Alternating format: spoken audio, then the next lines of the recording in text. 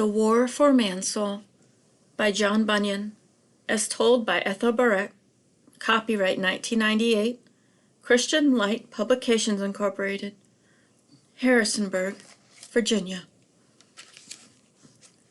Lingering Culprits. Mr. Prywell sat at his desk and flipped through the papers on his desk. He read again the notices that had been posted in the market square. Mandate from Prince Emmanuel to the town of Mansoul. Weep not, but go your way, eat the fat, and drink the sweet, and send portions to them for whom nothing is prepared, for the joy of your Lord is your strength. I am returned to Mansoul with mercies, and my name shall be set up, exalted, and magnified by it. Mandate from Lord Mayor Understanding to the town of Mansoul. An order has been given by the blessed Prince Emmanuel that the townsmen should, without further delay, appoint some to go forth into the plain to bury the dead that are there, the dead that fell by the sword of Emmanuel and by the shield of Captain Faith, that the remembrance of the name and being of those enemies might be cut off from the thought of the town of Mansoul. Mr. Godly Fear and Mr. Upright have been appointed to be overseers in this matter, and persons are to be put under them to work in the fields to bury the slain that lie dead upon the plains. These are their places of employment. Some will make the graves, some will bury the dead, along with their arms, their colors, their banners, and some will go to and fro in the plains, and also round about the borders of Mansoul, to see if any skull, or a bone, or a piece of a bone of a doubter is yet to be found above ground anywhere near the town. If any are found, it is ordered that the searchers should set up a mark or a sign thereby, that those appointed to bury them might find them and bury them out of sight. The name and remembrance of any diable and doubter might be blotted out from under heaven, and that the children, and they that are born in Mansoul, might not know, if possible, what a skull, what a bone, or a piece of a bone of a doubter was. By order of Lord Mayor Understanding. Yes, Emmanuel had come home. The garments of the people of Mansoul had been mended and washed. The enemy dead had been buried. There's music and rejoicing throughout the whole town of Mansoul, because the prince had again granted to them his presence and the light of his countenance. The sun shone, and God's peace again filled the air like a sweet perfume. The long, long struggle was over at last. But Mr. Prywell knew better. Or, more to the point, he knew the major struggle was over, the ravaging war, the horror of the dark nights, the sickness, the loneliness, the despair, the hopeless defeat. But the whole of it was not over. Skirmishes were still to come, and always would. He turned up some memos, an accumulation of the past week, and read them over. Memo from the office of Lord Mayor Understanding. Dear Will, everywhere I turn I hear that you are more of a menace to the remaining lurking diabolins than ever before. It's a pity that some of them escaped with life and limb from the hand of their suppressors and got back to their miserable dens and cracks. But from the way you are pursuing them night and day, I have no fear that we shall keep ahead of them. Of course you know that the town of Mansoul seeks their complete destruction, as they are an abomination to us. There's a chap I'm sending to you shortly to help you in this work, and you may give it a bit of a shock when you see him. He's a fellow by the name of Self-Denial, and he bears many a scar to show for it. Overlook his appearance. He's pretty dog-eared, but his scars are scars of honor. Thank you, Will, and keep up the good work. Keep in touch. Understanding. Memo from the office of Lord Williwill. Dear Understanding, keep in touch? No fear of that. I shall keep in close touch with you, not only because I enjoy your fellowship, because I need your enlightenment, and I know your enlightenment comes from the Lord High Secretary. Every time I come away from a session with you, I am encouraged and fortified, and go back into the fray with a keener insight. I know when I'm fighting and why, and am not so apt to go off on tangential sprees, railing at inconsequentials, while the real business at hand is right under my nose. How I thank Shaddai that old prejudice is slain, and I do not have to hunt for him. And I thank Shaddai that you are in your office studying daily. I count on this. I think you are even developing a sense of humor. Will. P.S. You should thank Mr. Conscience, not me. Not now that the old duffer is out of his wheelchair and off crutches, he bellows about more than ever. I used to think him a pesky nuisance, but now I love him, even when he roars. See you in the castle in the morning. Memo. From the office of Lord Mayor Understanding. Dear Conscience, I do not need to ask if you are well, for your roaring can sometimes be heard clear up to my office. I'm not complaining, though, for it means you are tender, and the more tender you are, the more noise you make. Be sure to keep in touch with me, so you can roar at the proper times, though I know your real enlightenment comes from the Lord High Secretary, bless his name. Come close to him, dear Conscience, and roar away. We might not always like you for it, but even when you have indigestion and rumble, we tremble. See you at the castle in the morning. Understanding. Memo. From the office of Mr. Conscience. Dear Understanding, I don't have time to answer your note. I am too busy roaring. My hide is so tender that the mere whiff of a diabolin slinking out of his hold is enough to jar me to the core, and I dash off a Memo to Will, who's usually already out pouncing on another one. You are right. I am immediately responsible to the Lord High Secretary, but so are we all. Emmanuel has decreed that we all work together under him.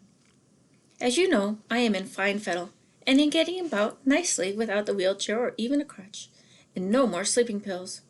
See you at the castle in the morning. Conscience. Memo. From the office of Lord Whippoorwill. Dear Conscience, your memos are piling up. There were 3 when I got back from my rounds tonight.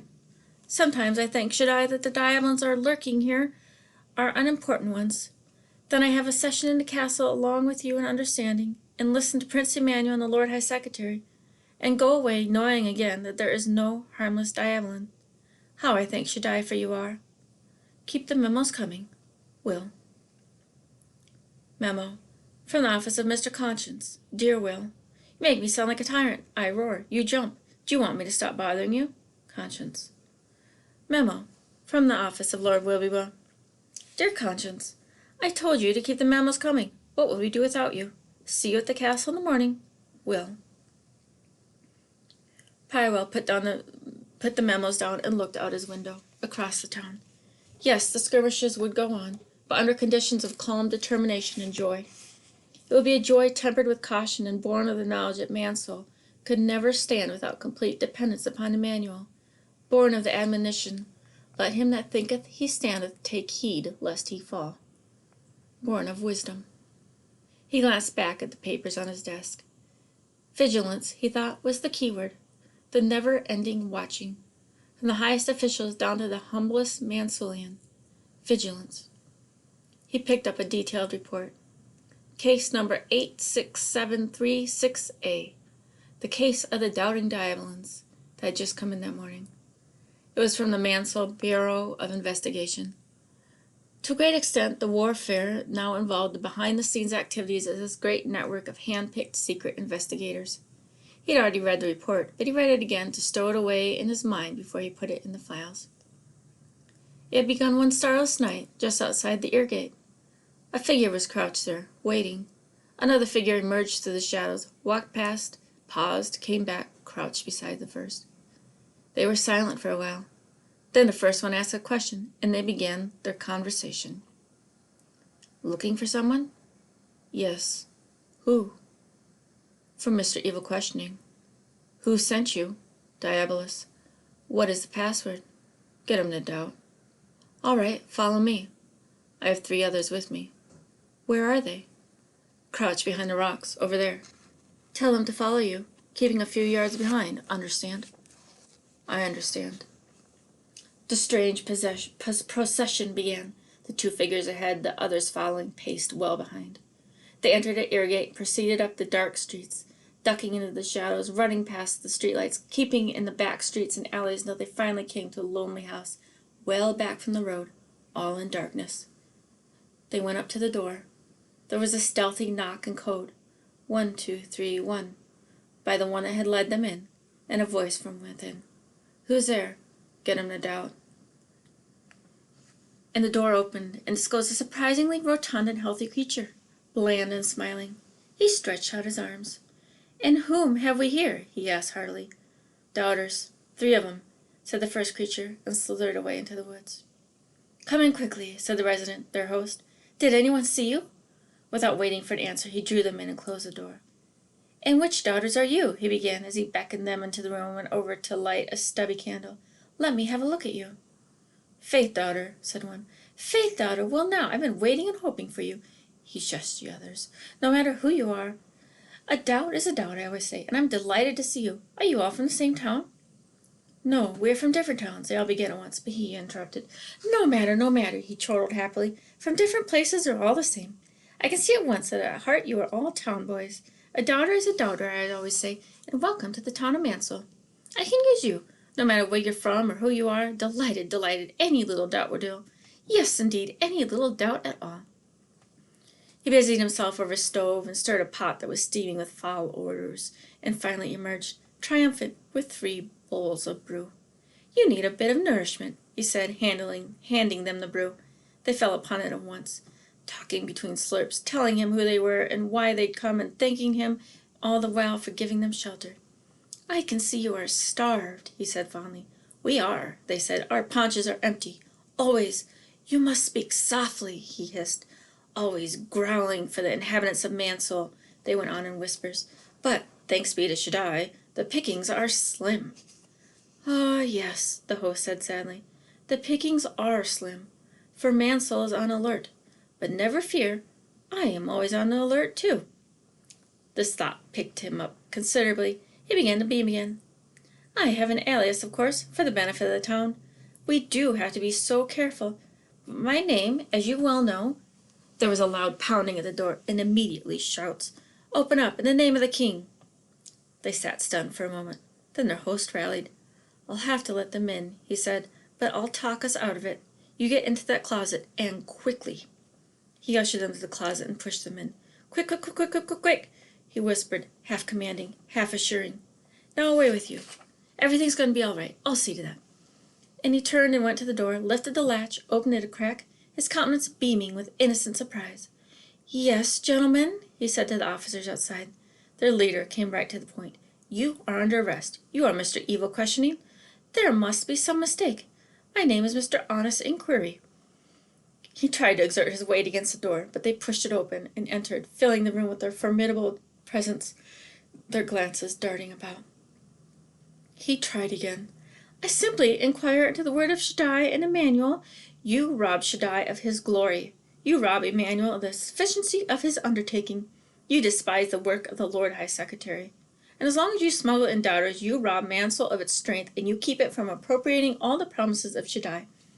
But my name is simply Mr. Honest Inquiry. Your name is Evil Questioning. You're smuggling doubters, and you are wanted in the name of the king." "Doubters? What doubters? Sir, I beg of you, you have made a ghastly mistake." But the other officers were already dragging the doubters from the closet.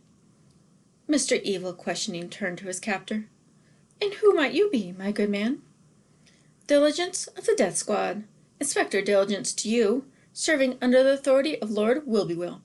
He glanced at his men, jerked his head toward the door, and they began to drag the doubters out. "But, sir," began Evil Questioning, "don't take these good men away. They are only honest doubters that I have harbored out of pity." "Then you can come along too," said Inspector Diligence, "and explain it all to Emmanuel." At this, Evil Questioning sank to the floor. "No," he cried. "I can operate here in quiet and secrecy and eke out a living, but to make me face Emmanuel, I pray you—" he began to whimper now. "I shall die! I shall die!" Inspector Diligence turned to his men. "Take him away," he said. Prywell put the report down. They were all tried, got the extreme penalty, and the case was closed. He rummaged through the rest of the case histories that had accumulated on his desk, ready for filing. Mr. Let Good Slip, apprehended one day as he was busy in the market. Mr. Clip Promise, he was made a public example, for by his doings much of the king's coin was abused. He was arraigned and sentenced to be whipped before he was executed. Pretty severe, but honest traders of Mansoul were sensible of the great abuse that one clipper of promises, in little time, may do to the town. Mr. Self-Love, apprehended and committed to custody, but there were so many that were allied to him in Mansoul, his judgment was deferred. But at last Mr. Self-Denial had stood up and said, "If such villains as these may be winked at in Mansoul, I will lay down my commission." So Mr. Self-Love was banished, but some in Mansoul muttered at it. Then there were Mr. No-Love, Mr. Mistrust, Mr. Sloth, Mr. Live-by-Feeling, Mr. Legal Life. Here was a strange case, thought Prywell. Mr. Carnal Sense, the case of the elusive ghost. He'd been captured more than once, but he'd always managed to escape mysteriously, to lurk in the diabolan dens by day and haunt, like a ghost, honest men's houses at night. There was a reward out for his capture. The proclamation in the market square said that whoever could discover Carnal Sense and apprehend him and slay him should be made keeper of the treasury of Mansoul. Many tried to capture him, for this reward was quite an inducement. But though he was often discovered, no one could bring him in to stay. And that old nimble Jack, Unbelief. Prywell thought of his file, which was now bulging, and sighed. He was unquestionably out on a plain somewhere, or in Diabolus's den, masterminding the undercover syndicate in Mansoul. And he'd be around nibbling at little things, fussing and quibbling and questioning right up to the time Mansoul left the kingdom of universe to go to dwell with Shaddai. If Mansoul had it all to do over again, thought Prywell, the answer would be so simple. Just believe Shaddai. Prywell stacked the reports and pushed them to the side of his desk. No, he thought, some of the cases might never be closed. There would always be some diabolans in Mansoul, cropping up, smuggled in, their ways subtle, their disguises clever. Emmanuel was allowing them to stay. At the thought of Emmanuel, Prywell started, looked at his timepiece, and bolted for the door. Emmanuel was speaking to the people in the market square. If Prywell did not get going, he'd be late. He'd hurried down the street.